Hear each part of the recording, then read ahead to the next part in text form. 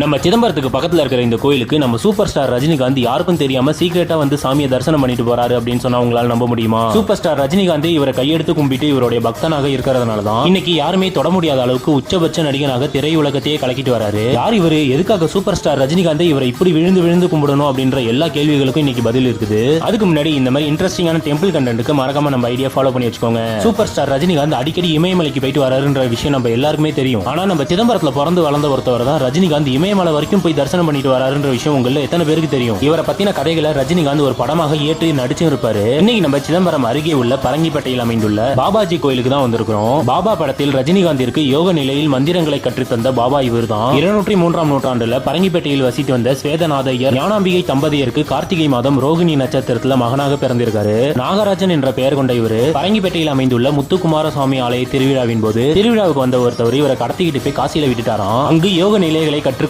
கிரியா முறைகளை கற்றுக்கொள்ள பொதிகை மலைக்கு சென்று அகத்தியரை தரிசனம் செய்தார். அகத்தியரோனி கதிர்காமம் இலங்கைக்கு சென்று போகரை தரிசனம் செய்ய அனுப்பி வைத்தார். பாபாசி இலங்கைக்கு சென்று போகரை தரிசனம் செய்து சித்தர் போகரிடமிருந்து பஞ்சாங்க கிரியா முறைகளை கற்றுக்கொண்டு பின் இமயமலைக்கு திரும்பினார். இவர் எப்போதும் கிரியா யோக நிலையில இருக்கிறதுனால இவருக்கு கிரியா பாபாசின்னு பேரும் உண்டு. இமயமலைகள் எல்லாம் வட மாநிலங்கள் சைடு இருக்கிறதுனால கிரியா பாபாசின்ற இவரை எல்லாரும் பாபாஜி பாபாஜின்னு மாத்தி கூப்பிடுறாங்க. இது எல்லாத்தை விட முருகப்பெருமானை இவருக்கு நேர்ல வந்து காட்சியும் அளிச்சிருக்காரு. அதனாலே இந்த ஆலயத்துக்கு வெளியில முருகனுடைய வேலும் இருக்குது. பரங்கிப்பேட்டை பஸ் ஸ்டாண்ட்ல இருந்து கரெக்டா 1 கிலோமீட்டர் டிஸ்டன்ஸ்ல இந்த கோயில் இருக்கு. இமயமலையில இவர் இன்னும் வாழ்ந்துகிட்டு இருக்கிறதாகவும் பல யோகிகள் ரிஷிகள் கண்ணில் இவர் தென்படுறதாகவும் சொல்றாங்க. காலையில 6 மணில இருந்து நைட் 9 மணி வரைக்கும் இந்த கோயில் திறந்துதான் இருக்கும். பாபா படத்துல வர பாபாஜியும் ரஜினிகாந்த் இமயமலைக்கு போய் பாபாசி கோகையில தியானம் பண்ணிட்டு வர பாபாஜியும் இவர் தான். நம்மளால 40,000 50,000 செலவு பண்ணி இமயமலைக்கு எல்லாம் போயிட்டு வர முடியாது. ஆனா வெறும் 40 ரூபாய் செலவு பண்ணீங்கன்னா அவர் பிறந்து காலடி மண்பட்ட இந்த கோயிலுக்கு நீங்களும் போயிட்டு வரலாம். ரஜினிகாந்த் இமயமலைக்கு போய் தரிசனம் பண்ணிட்டு வர பாபாசி நம்ம பரங்கிப்பேட்டையில தான் பிறந்தாராம். அவருக்கு ஒரு கோயில் கூட இருக்குதான் அப்படின்னு சொல்லி இந்த வீடியோவை உங்க ஃப்ரெண்ட்ஸுங்களுக்கு மறக்காம ஷேர் பண்ணிவிடுங்க.